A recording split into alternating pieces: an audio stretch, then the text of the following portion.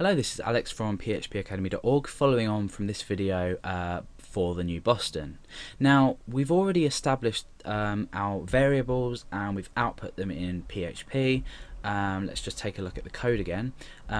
We've basically fulfilled all three of our requirements. Now, if you haven't already seen this video of creating this, please go back and watch it, otherwise you're not going to completely understand what's going on.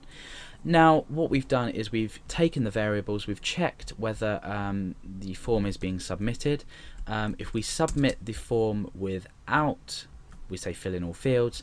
If we enter something in each of these, we are displayed with this. Now, this video is going to deal with the security of form data.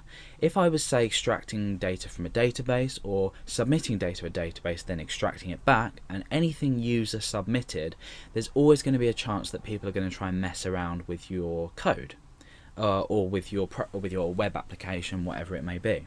Now, the day is Monday, the date is 31st, and the year is 2011. However, what's to stop me typing in this? So I'm going to have the day in bold, a normal date, and then let's underline the year, and I click submit. You can see that the output to the page has now been formatted depending on what the users put in. Now, the reason this is dangerous is because I could in fact say iframe source equals a page here. I could end my iframe there.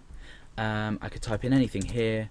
I could type in anything there, and you can see that what's happened is that we've returned this HTML and it's echoed it out onto the page.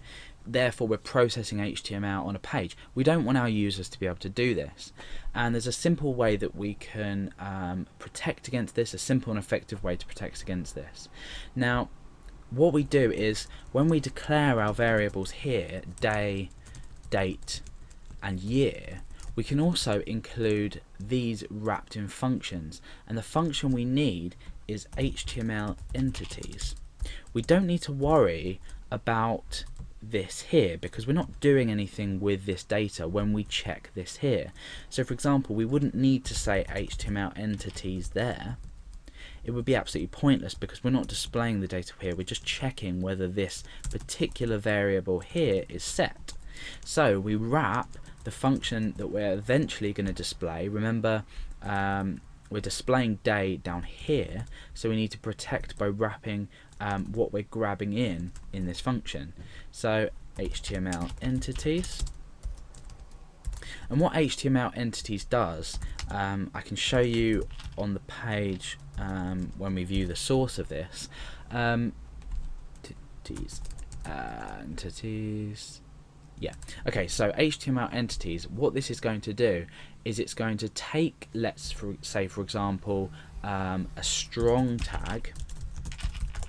It's going to keep the word strong, that's fine. Keep the word strong here, that's absolutely fine. But it's going to turn these into a value that's, rather than processed on an HTML page, it's displayed on an HTML page.